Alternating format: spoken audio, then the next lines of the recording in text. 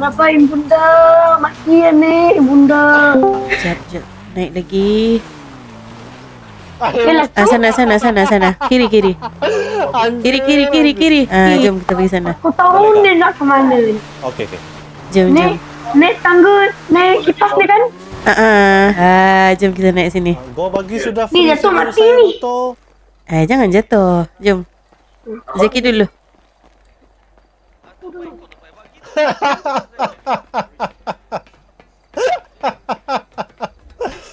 Aku paurang mata dia.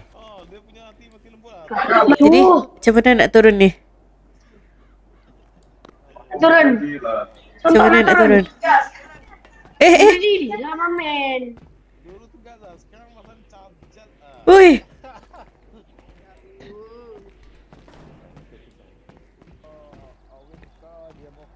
Ni cara nak bunuh diri. Jap. Jangan dulu. Jap, ambil gambar. Ayah. Okay dah. Dah. Oh, tidak ada. Ya Allah. Bye.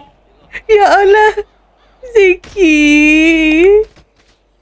Ayah. Dia tolak ke dari atas. Mana boleh tu? Allah Akbar.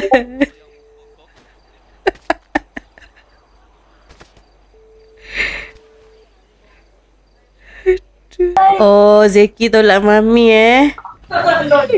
Zeki tolak mami Ngapain bunda? Mati ya nih bunda. Zeki tolak mami Oi bunda. Gua tak mau. Oi bunda dapat mati ya nih bunda. Aduh, macam Tak boleh tu mana? macam Mak.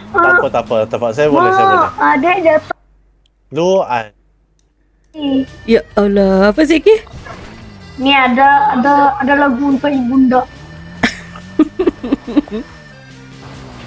Bapak, mami, mama jatuh tangga.